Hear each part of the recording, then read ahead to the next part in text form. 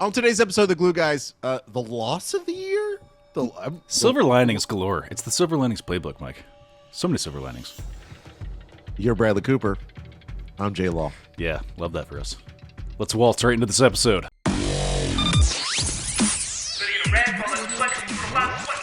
Welcome back to the Glue Guys. This is Mike here. Say hello, Brian. Hello. Check us out on Twitter at BKGlueGuys, netsdaily.com, The Athletic. Get yourself on the paywall at theathletic.com/GlueGuys, a subsidiary of the New York Times. Michael. Are the Nets back? The Nets. The Nets are back. Kinda. Does that sound like an alien? What do you mean? It coming out of my headphones, that sounds like an alien is singing "The Nets are back." Oh, weird. Did it sound normal to you? Totally normal. This is an odd feeling. We watched the game last night. That is odd. That's weird for 76ers us. game. We never watch the games. and it was a loss. And yet I'm as excited about this team without Kevin Durant as I've been Wow. throughout this entire Mike, stretch. are you buoyed? Would you say that you're buoyed right now? I'm pretty buoyed. I'm buoyant. I'm floating in the water, above the water, and I will not sink because I've never seen you this happy after a loss. Maybe it's because of the loss, actually. Jeez. Now I'm seeing you in a different light. Loss or win. Yeah. Speaking of, have you seen Tar? Anyways, I did see Tar. We talked about that, right? Yeah, I know. I love Tar. You like Tar, right? I liked it. Okay. Oh shit, you only liked it. I don't know. Do you feel are you as buoyed as me? Are you elevating above the water level as much as I am? I am, and it's not just because it was a close win, undermanned, without our best player against a really I forgot how annoying the 76ers. Can we talk about, first of all, how Joel Embiid is allowed to triple undulating suck it, DX suck it to after an N1 with no reprisal. Nothing but they're allowed to mean mug our guys all night. And then, like, the second you kind of just like, hey, I need a little space, I can smell the cheesesteak on your breath, dog. Talking about the Ben Simmons, George Niang. The George Niang thing. Also, Joel Embiid did the same thing to Nick Claxton, like when he's about to take a free throw, or no, he's on the free throw line lining up for a rebound or whatever, and they both get a double tech instead. Like, it was just, anyways, I don't want to start the show with a bunch of gripes, but that was an annoying game, and they are an annoying team. Let's get into the gripes. Okay. 100%. It was insane. I mean, okay, if Joel Embiid was on my team and he did the double X, he did it the Xbox style with the open hands. He didn't cross it up. I would love it. I so appreciate that you know that was the X-Pac version of the suck it. That's what I like about you, Mike, that you know those details. I would have loved it if Markieff Morris had done that, right? But because it was the other I honestly say the 76ers won the game. They were shook. Can I say we were living rent-free in their heads. Rent-free, baby. It was a full extension suck it. The amount of hip thrusting, Mike. It was a full. Multiple people got pregnant. Ovaries were bursting open at the seams. You can see in the one clip, the people in the front row were like, oh my gosh. They were like a little bit secondhand embarrassment, I think was going on. I agree with you. The fact that, there's so much to talk about in this game, and it was so fun. It felt like a playoff game. I know that's said sometimes in the regular season when it's like, two teams that just are close, but this felt real. Good. And I will say kudos to the NBA because Rivals Week is actually some solid marketing. I like it. I'm into it. Yeah, except I think there's like a Nuggets there's like a Nuggets Hornets game coming up. That goes deep. That bad blood. Yeah. I would like it's it like the if Hatfield McCoys. I mean, if for Rivals Week, it should be like every team should be on that 2-game. Like you play the same team twice. Yeah, back to back that week. Yeah, and it's like real. Like imagine if the Nets had a game against the 76ers coming up on Friday night in Philly too, or maybe in Brooklyn. God, it'd be so exciting. It was. I don't know. I honestly felt like the 76ers, for some odd reason, they're the team higher up in the standings. They have their full complement of their roster.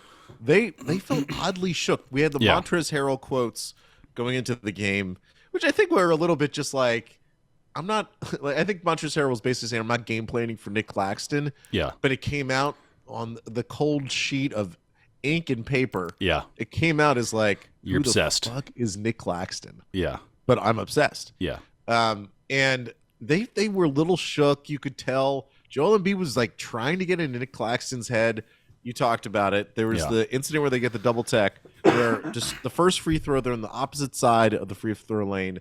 Joel switches to get Yeah. next to Claxton and to talk in his ear. Claxton handled it like a pro. Yeah. An absolute. I can't believe he got cold-blooded he killer. shared a tech for that. Like he really just stood there and let him just he just got dressed down by Joel Embiid for like 10 seconds and then got a tech for it. It was yeah. But yet George Niang didn't get a tech for screaming in Ben Simmons' face. Yeah. No, well Ben Simmons got that tech. Ben Simmons got the tech because he did the. Because he was like, I need a tiny bit of space here, man. Like you're not allowed to just bark right into my mouth. He's like, you're inside of my mouth right now. Sorry. guy who's known to have mental health issues, and Niang's trying to trigger. I see. Let's I see. just, so let's really set the If table. we're going to cancel anyone from this game, let's cancel. I don't want to say George's. Is this even an S at the end of George? Is that? Yeah, he does. Yeah. George. What there's do you an S do with but that, I don't man? know what to do with that. I don't know what to do with that S. Yeah. Montrezl Harrell was a complete non-factor. There's two things we could start with. Okay, we could start with Nick Claxton's performance or Ben Simmons' performance, and the fact that Simmons didn't play in the fourth quarter. Or What to you feels the most? Yes, I mean, we could go right to. We could tee this up with an email if that's how you want to do it. Let's do it. Because first up that's Cheer Boy. We got Jesse Huff. Jesse says, "What's the relationship like between Ben Simmons and Nick Claxton? Seems like Ben could be jelly of Nick's success, but I haven't really been able to pick up on any interactions at all." So I just kind of wanted to set the table because as we're already we naturally fell backwards into talking about pitting Ben against Nick. I don't know if that's fair for either player, but I mean, Nick Claxton is ascending. Like, it's happening. It is happening right before our eyes. He is tacking on a whole lot more, like, intuitive, clever little, like, he's crafty now, which is a thing that I did not expect from Nick Claxton. He's been using his speed to outwit Joel Embiid instead of just going brute force. Ben Simmons similarly kind of does that, but to lesser effect when on the defensive side against Joel. He did have a nice little chair pull moment. It's just a tough guard against anybody. We don't have that Joel Embiid stopper, Mike, as you've often talked about.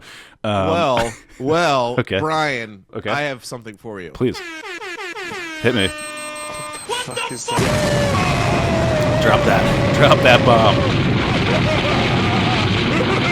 Oh, you're gonna let the whole thing play. Love that. Breaking news: we've got our Embiid stopper. Oh. What has been one of the most consistent lines of dialogue conversation on this show over the past few years? Are the Nets going to get an Embiid stopper? Is Andre Drummond the Embiid stopper? Is it LaMarcus Aldridge the Embiid stopper? The Embiid stopper has become this mythical quest, the holy grail for the Nets roster construction. Do we have a guy who can stare Joel Embiid in his face and say, "I'm going to give you hell tonight, Brian. I'm Russell Crowe, and you're Joaquin Phoenix, and this is Gladiator. Okay. The crowd's behind me, okay? Yeah.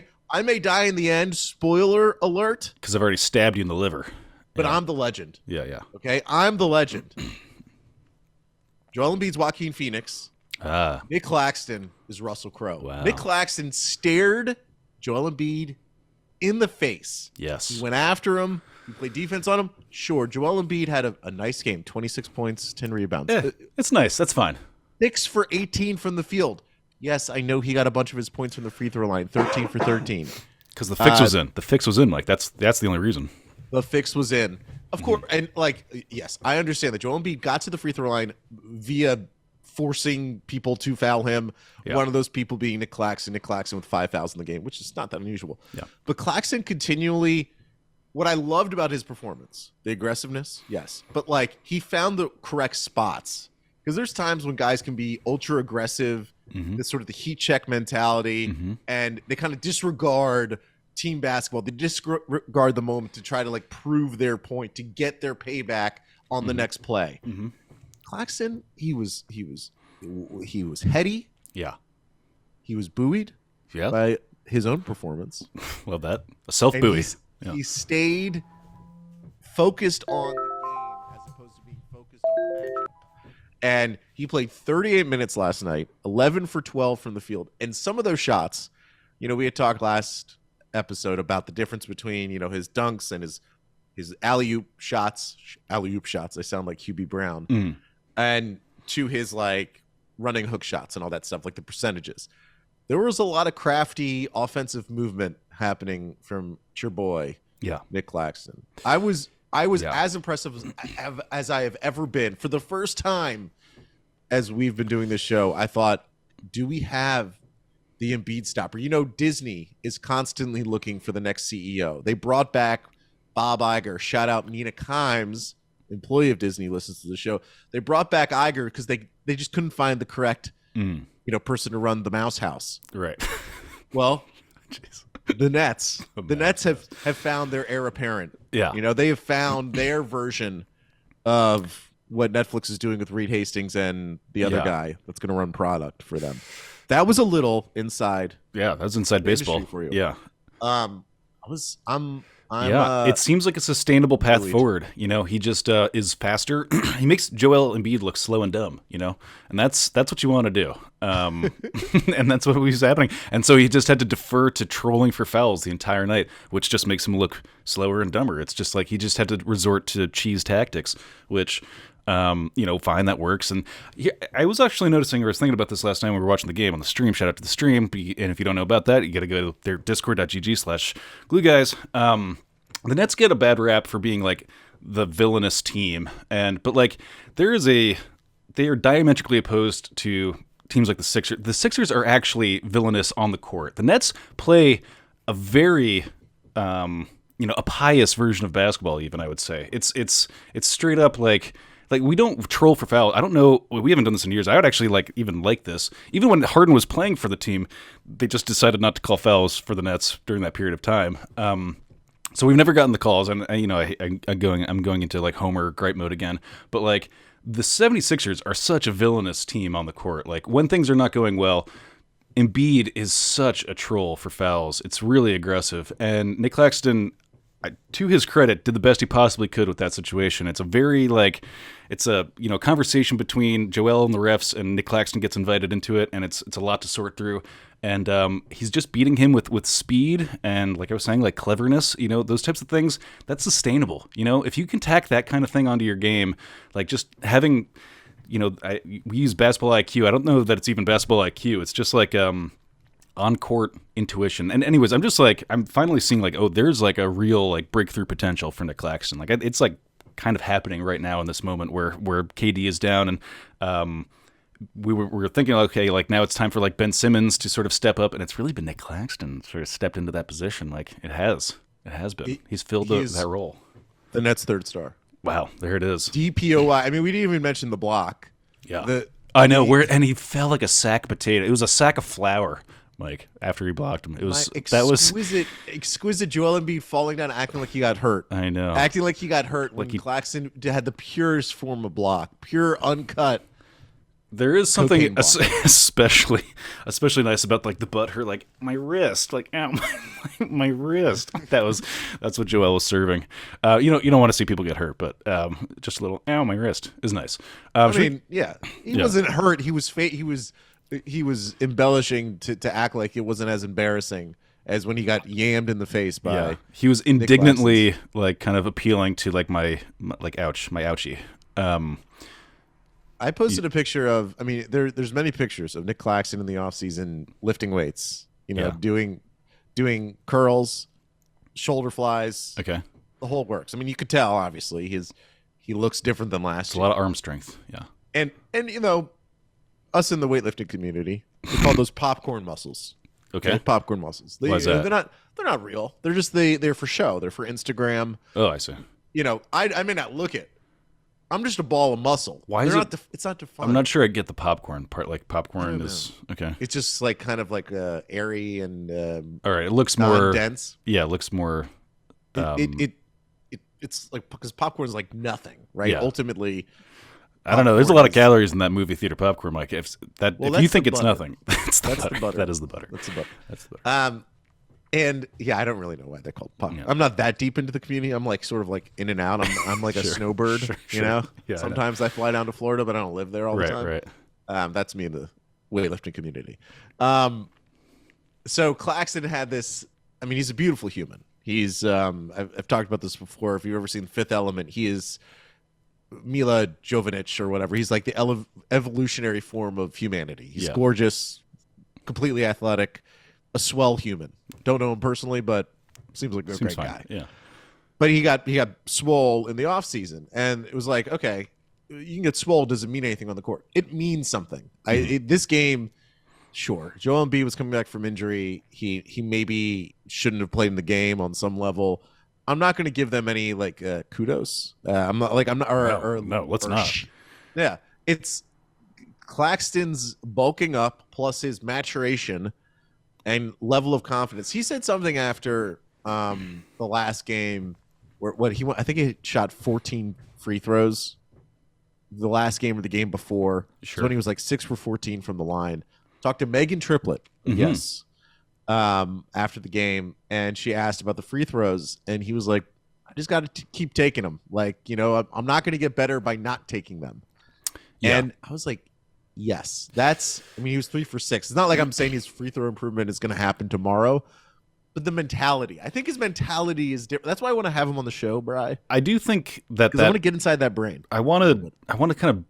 It's not his fault. It's somebody else who's coaching him on that free throw mechanic thing that he's doing. It's segmented into these it's not natural. I just want him to change that sooner rather than later. It just feels wrong. There's something. It's turning in the wrong direction for me. Yeah, it hurts me very much to watch it. Yeah. It's Somebody's, and I can tell it's a very like coachy thing to do. It's like, no, break it down into steps. Like, now's the leg part, and like make sure you take like 5 seconds, whole seconds to just look at the rim. It's just like, I don't know. It seems fussed over. Like, it seems fussed over. It's like someone's learning the TikTok dance before they start doing it. It's like, okay, how do I got the arms here, bend elbow, Yeah, and then I'm That's going right. to pull it off and put it all together. that's exactly right. Let's quick break. Coming back, we had some more email. Okay, let's just actually answer Jesse's question before we do that, because I don't think there's any. Is there beef? Are they beefing? No, they're not. Okay, now we can go. Well, to the break. I think coming after the break. I don't know if we have an email about this, but like we should talk a little bit about we do. Ben. Ben, not we playing. have. Okay. Come on, Mike. You know me. I'm way ahead of you. Let's go to the break. Let's go to the break. And we're back, Brian. Next Michael, email up. next up, that's Sure Boy. We got Allison Masick. Sorry, I tried to. Bag for I that know, I went deep. By the way, this is a company policy. By the way, we do want to address this in this context, in the bubble of Glue Nation, of Glutopia. Boy, BOI. Gender neutral, okay? So I don't want to. We're not getting mixed into the game of changing these. This is Chur Boy. It's not Chur Boy in the traditional sense. It's BOI. So I just wanted to. So if you're, if we're all boys here. That's what I'm trying to say. Mike, are you okay? You're getting uncomfortable looking. I very much like the Harry Potter series, and what happened to J.K. Rowling is terrifying. So Yeah, I'm just gonna. I'm literally like rubbing my. You are. palm. You're getting. You're stimming right now. I don't know why. You're stimmed I do up. love that we're all BOIs. I don't know. in If this if community. anyone has a problem with that, let me know. But until further notice, I'm just You going can boys shove it. because it's you can move out of here. This is our country. Get on out. yeah, we're trying. But it feels because you're just reading names. Oak goes to die. You're just buddy. reading names on an email, so it's hard to even intuit in the first place. But I'm just presuming Allison is a. Now I can presume Allison's a boy like the rest of us. So that's I BOI. presume that Allison Masick was actually a code name for Allison Mack, who was part of the Nexium cult. Like I Oh. thought, did she change her name? Nexium. Yeah, I do know next. Wait, Allison Keith Mack, Raniere? the child star. She was part of Oh, I the didn't even cult. know that. She was one of the recruiters Oh, for wow. Keith Raniere's. Pivot. What a weird career pivot. So Allison says. So in last. It's like what a career pivot. Yeah. She sat down with her agent at CIA and said, "What should I do next?" Yeah. Allison says, so in last night's game, do you think Jacques Vaughn gave Ben Simmons that many minutes to, 1, help Ben warm up enough to get the confidence he needs, knowing that if Ben feels he can do some good stuff on a Philly court, he will believe he can do good stuff everywhere? In parentheses, admittedly, Ben did seem to warm up late into his minutes. Or 2, try to stat Ben up to be more attractive for a trade prospect. I know JV is playing the long game, but which long game is he playing? Thanks, and appreciate the pod. Allison. Appreciate you, Allison. That is really, truly tailored to Mike's taste, I feel like. Are you in my brain? Yeah. I literally thought so. There's segments to Simmons's performance last night, but I'm looking at the opening segment when when he was afraid, his normal self, like afraid to shoot and all of that stuff. I was like, there's a certain level where, like, again, you look at the statistics, he's very good on the court. Like, they're better on defense. They actually are better on offense when he is on the court. He is so odd. The way teams defend him is unlike any other player in the NBA. But yeah, he's so gifted at passing that he will often he'll create those pockets because no one's defending him, and then shoot off a pass because, again, no one's defending him. And what the Nets will end up start doing is they have Seth or Joe kind of trail behind Ben Simmons because they know that Simmons's defender is closer to the hoop than being right on directly on Ben Simmons. And it creates this natural, like, bubble boy, Jake Gyllenhaal bubble. Sure. Bubble that then the Joe or Seth can be at the 3-point line with, like, no defenders basically around them besides their own if they can lose them on another screen. But I was thinking, like, he was playing so poorly to start the game that I was like, they are straddling this line at times with him where they can't totally banish Ben Simmons ever, because if they ever want to trade him, they need to continue to kind of resuscitate his value. And there have been reports, Zach Lowe, Kevin O'Connor, who have both said the Nets will be, I think Woj did it as well, the Nets will be very active at the trade deadline. And I don't know if we have a trade question in the mailbag, but there's only so many people you can really trade. There's the top tier, which is Ben Simmons. There's the middle tier, which is Joe Harris. There's the lower middle class Seth Curry contract. I'm going down the contracts. Then there's the Cam Thomas, Patty Mills. And Patty, I just don't want to trade Patty. I think he's just too good of a guy. Yeah. I know his contract is great. But anyways, there is some level of that. But that game progressed, and Simmons had one of his best stretches, I thought. He was ultra aggressive for him in the second half, and he impressed me. He attacked. There was a time he literally drove to the hoop looking for contact, and then tried to put up a bucket, which I don't think he's done the entire season. He hasn't looked for contact the entire season. And he hit a free throw. Well, he hit back-to-back free throws, which honestly, to my memory, I think it's the first time this season that he's hit both free throws in one trip. I mean, we might need to check that, but there is an emerging schism in Nets Nation, not Glue Nation, Nets Nation, about is Ben Simmons good, Mike? And it's going to hit a fever pitch soon. I can feel it. It's happening. Yeah, I had this. Pick a side. Pick a side is what I'm asking you. I think again, just look at the statistics. Look at the way he plays. He's good. He's not someone I tweeted out, like, people stress out about Ben Simmons, but a guy like PJ Tucker who sucks. He's just soaping up minutes and salary cap for the 76ers. And there's a bunch of guys kind of like PJ Tucker in the NBA where, because they're not Ben Simmons, they don't get the smoke. Yeah. And I understand what Simmons does. I'm not, like, blind to the fact that he's a $37 million player, formerly all NBA, blah, blah, blah. Like, I get, and he quit basketball essentially for a year. I get the smoke, but PJ Tucker sucks. And we don't talk about PJ Tucker sucking. Like, PJ Tucker's way worse of a basketball player, and he plays not as much as Ben Simmons, but, like, he's kind of as important for their team.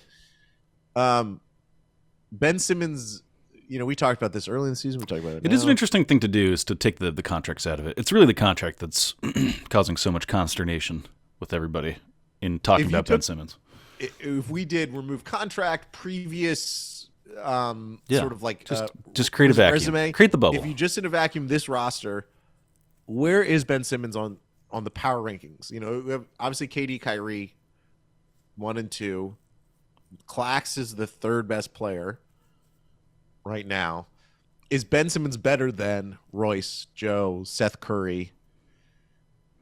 Do you think he's actually better players than them, or do you think he's worse players than them? I don't think he's worse. It's just he's so, like, kind of defies categorization. Do you think he is actually better than them, those guys? It's weird to just say better. It's not like it's not so easy when you're talking about different. I know, it's hard. He's like the magic card that just, like, unleashes a magical spell, or right? That's something that happens in Magic. You can have a card that's a magical spell. There's like a magic. I love when you reach for something that's so outside of your. Okay, this is better. I don't know Dungeons and Dragons, but I know that there are characters in Dungeons and Dragons who are wizards. Did we just who jump from Magic the Gathering to D&D without any? Is that are is that these like in Star your Trek, mind? Are Star these? Wars? Yeah, I mean, basically, even more. Sorry. I apologize Jesus. to. Jesus. Anyways, I saw something in Ben Simmons last night. Okay, that was magical. Do you Borderline think he magic. should have played in the fourth quarter or more? Do you think they should have went to him? Because I think it was obvious by the end of the game that Claxton was completely gassed, and I wouldn't want to put Ben Simmons in the end of the game, but I think there could have been a moment.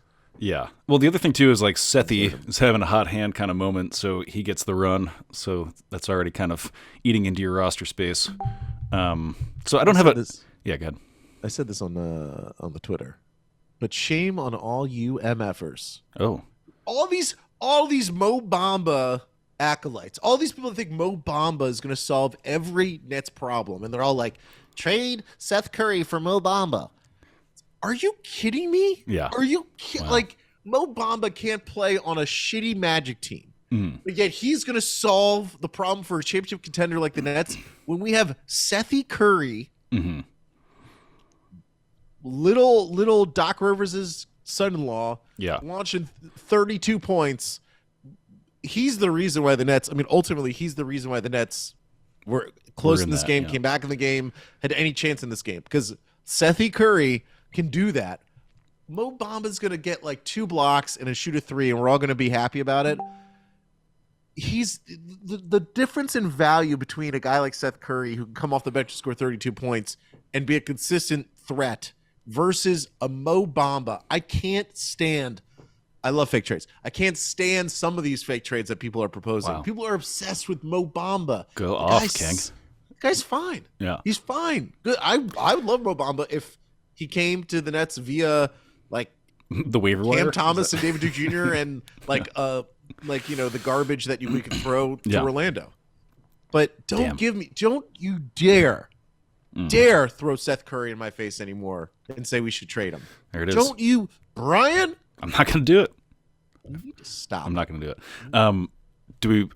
Do you feel satisfied with that, or should we? I feel like did we get to the crux of that question? These questions question? are really launching points, and we. Are they trying to bolster Now, Ben Simmons' trade value? I did think. I also thought that as well at one point. But then I don't know what his trade value is. They only would trade him if it's like, if it is like John Collins and what's Bogdanovich? Yeah. Which Bogdanovich do they have? Bogdan, the Bogman, Yeah. Who? the Swamp Thing. That's it. We have any more? Yeah, we have 2 more, right? Yeah, we got 2 more if you want to do them. Next up, that's Cheer Boy. We got Jeannie Zykowski. Jeannie Zykowski. Jeannie Zykowski, great name. Good morning, Gloozers. Is that like is that a turn of phrase for losers? Am I? Jeannie Zykowski sounds like a name in like a friend in a John Hughes movie. Yeah. Like the third lead in a John Hughes. Jeannie Or Zykowski. what's the name of the guy Emilio Estevez. in Monsters? The Billy Molly Crystal. Ringwald. The Billy and Crystal. Jeannie Zykowski. Mike. The Monsters. Mike Monsters Wazowski? Inc. Mike Wazowski. Sort of like that. Anyways, Wow. The Glued. difference between a guy with no kids and the guy with kids. You're like, the Monsters. Monsters. I'm like, Monsters. I mean, how many times do you think I've seen Monsters Inc.? Getting a lot of play over at the Smeltzes. Jeannie says, "Good morning, Gloozers," which, all right, I don't know what that's Jesus. about. In the absence of KD, we have seen some players on the roster step up while others have faded into the shadows. When Mr. Durant returns, we naturally will see a decrease in playing time for Simmons, especially at the end of games. Will this be a detractor for him as a trade asset with the deadline approaching, or is it already too late to assume he has any value on the market? What kind of value could you receive with Simmons in a package / who would you want to get back? Yeah, so even though I just kind of defended Ben Simmons, you have to just look at the disgruntled, like the John Collins of the world, the guys who've been in trade rumors forever, and who that team is like, okay, maybe we just can't do the John Collins thing anymore. You do Ben for John Collins, and the Hawks throw something else in there. Not because John Collins is technically a better player than Ben Simmons, I guess, particularly recently, of course, because Ben didn't play, but I don't know. The Nets aren't. I don't think they're desperate to get rid of Ben Simmons. I think. Let me ask you this, off of Jeannie's question.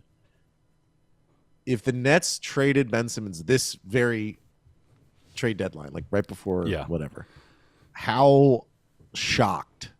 Pretty shocked. Would you be? I'd be pretty shocked. I will say. I think I have to be fair.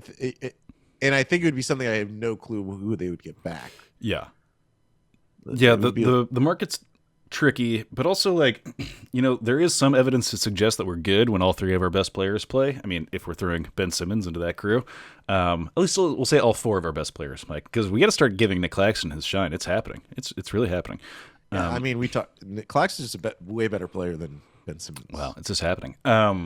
So like, here's the thing: it's do we still? I mean, if it's the old "ain't broke, don't fix it" kind of paradigm, Mike, and we've had so much turnover over the years, and then we're going to do a whole nother new thing where we're integrating a somewhat like we'll say Kuzma level player, whatever, over the course of half a season again. Or is that what we're going to do again? And it's always like it seems to be continuously diminishing returns every time we do this. It's just like I don't know. I don't want to do it. I mean, I could, and also there's this whole thing of like, so did you see the report? Chris Haynes, he talked to Kyrie's stepmom, who is his agent. Do you see what she said? Remind me. Chris Haynes asked her about an extension, whether the Nets are going to sign an extension with Kyrie, and she was like, Kyrie would love to make Brooklyn home. The ball is in the Nets' court. Okay. If the right extension came along. She didn't define the right extension. I mean, It's you know what extension that is.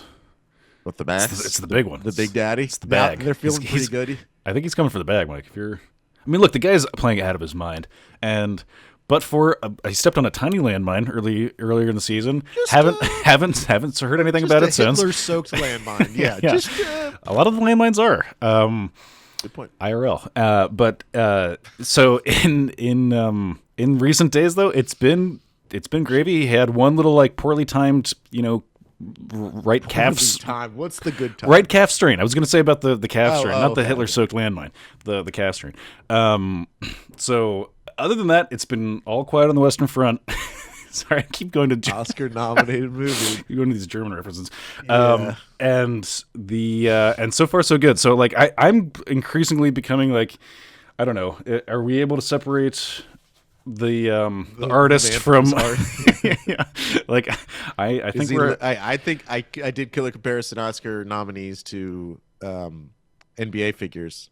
Kyrie is Lydia Tarr. I think I like it. there's a I lot of like levels. it. Wait, did we do that killer comparison without me or something? What happened? I just happened there? tweeted out like 4 of them What the hell? just randomly. I deleted Twitter from my phone, Mike, so I don't see this. Last Yeah, one. so Should we, I think real quick, the Ben Simmons like a trade. It would be very shocking if it's right now. I think it's like very much in play though in the offseason just because, let's say Kyrie comes back or he doesn't, whatever. The Nets' means to upgrading the roster around Kevin Durant, if he's also here, would be, and he seems very happy, would be using that Simmons contract plus the picks and stuff to then get a whatever disgruntled superstar, Karl Anthony Towns, maybe, to come here. yeah. Next up, cheer boy, we got Ryan Newman, aka D Bronx 1414 in the Discord. Shout out to the Discord. Ryan says, "Hello. Should the Nets be more active in seeking to trade Seth with how well he's been playing lately?" Mike Smelts. Ryan, no. Just talked about that. I just feel like having a team with both him and Kyrie present defensive issues in the playoffs, and once KD is healthy, Sethy's role will likely diminish again. Anyway, love the guy, but his value as a net may never be higher than it is right now, and it makes me think trading him would be smart, although ruthless move. Would be a smart, although ruthless move. Mike, you gotta give him some credit there. That trading him is smart and ruthless at the moment. That speaks to you Let on me turn some level. this That around. speaks Is to now the time to you trade just don't like Kyrie Irving. you just don't like Mo Bamba, okay? That's the one thing, but there is a price point for Sethi where you'd be interested. Yeah, for sure. I guess I should dial it back. No, I just like the mix. I like the Nets that they have Joe Harris, Royce O'Neal, and Seth Curry all at their disposal. That Jock as a coach can kind of, if Sethi is blowing up or Joey or Royce are all blowing up, then he can kind of roll with them. I like that as opposed to like, what's Seth Curry going to get you? Again, don't talk to me about Mo Bamba. Nobody's talking about Mo Bamba's on an island. He's So, on but Bomba you're Island. not on the Twitters like know. I am, man. I mean, on the streets. You are. You're mixing it up. People are shouting Mo Bamba's name from the 12th floor on down. Yeah. Yeah. So I just don't. What I would like is Josiah going to re-sign Seth Curry? You know, I would like to know that right now, because if he's not, then I actually have to get behind a Seth Curry trade on some level. But let me ask you this one last question, and then we can be done. Please. Is this team like Better with Mo Bamba. Yes. essentially championship or bust? Meaning, and when I say that, I mean like if you're building a long-term roster, Seth Curry's on an expiring contract. You don't know if you can re-sign him. If you're not going to pay him because of luxury tax and all that stuff, then it makes sense to flip him for a guy like on a longer-term deal. But this team has championship aspirations, and so it risks that situation a bit. It risks, like, if you trade Seth Curry, you diminish your current chances of winning a championship. So what I'm asking is, should they care about long-term building, or should they care more about the immediate? Do you know what I mean? I do think that this season in particular, right now, the one we're in, is a pretty critical one, and it's a bit of a linchpin for our future plans. If we get that deep playoff run, if we get to the conference finals or whatever, or just get to 7 games against the Bucks or whoever, or Boston, I guess. But if we get that like a competitive place with these teams, I do think that we're kind of contractually on rails. And just because it's like it's hard to trade. I mean, it's hard to get value out of the Kyrie situation to the extent that we would need to going forward. And then it's also a very like uncomfortable and ultimately unknowable situation with KD and his relationship with Kyrie. Ideally, you do just kind of want to keep, if we're playing competitive at the highest levels and it's all kind of working on the court, it's so disjointed contractually where I think it actually just kind of makes sense to keep this core, at least the core 2, intact. However, if we do have another spectacular failure in the first round, it will be time to take our black eye and maybe figure some stuff out, Mike. So what are you saying? I'm saying that, like, wait, did that not answer the question? What was the question? I don't know. I think it was. Should they trade long term? No, sorry. I heard someone got fired, so I was like, Oh, who got fired? do you know who Caitlin Cooper is? This is like a real. Oh, I thought it was like in the Don't worry about it, NBA. Jesus. Okay. Oh, Never mind. don't worry about it. So Very sad. She's like an amazing writer who covers the Pacers for SB Nation's Pacers blog, and Tricky. like But hey, tricky out there. But anyways, the question is, tricky out there. yeah, Sorry. I think we I put you in reserve a position to say that. our long-term decision making for like the end of this season. And again, I think it's sort of a binary in my mind, but also there's like a kind of intermediary version of it where it's like we do lukewarm in the playoffs and things get really messy. But I don't know. Basically, for me, it's like this is a make or break playoff run with our core. Yes, and I agree with you that it's like the percent chance of like us ending in happiness with KD and Kyrie matters on what happens in these next 4 months or 5 months or Yeah. whatever it is. Like if they suck, Kyrie's probably, then the Nets are gonna be like, well, our team sucks. Why try to remain with Kyrie? Like if the team is really good, they're willing to allow some of Kyrie's bullshit. Yeah. Right? Where if the team doesn't do so well, the bullshit meter, the amount that you can take sort of goes. I also think like bullshit is a really what have you done for me lately kind of thing too. Like for me, it seems like, people are adaptable. We get past bullshit real quick. So, and that's how I am. I don't hold grudges, Mike. It's my Irish ways. Do you think I hold grudges? No, not really. Not more than most people. Can I talk about Nets PR for just a second? If you have to. No, that's my grudge. I was Oh, good callback. Nice. Anyways, thank Mike, you where all do for they find listening. us? Yeah, get us out At of here. BK Glue Guys on Twitter, netsdaily.com, The Athletic. Get yourself by the paywall, theathletic.com/glue guys. Get into the Discord, discord.gg/glue guys. YouTube, find us on YouTube, The Glue Guys. You can Nice. find us there. Nets Show. You know, we have videos. I and- promised to upload this episode, but I haven't. I've been super negligent. I But know you're busy. Don't worry about Busy, it. Like, yeah. just do it later. okay, I'll do it. No I'll do problem. it. All right, bye everybody. Say goodbye, Mike. Bye.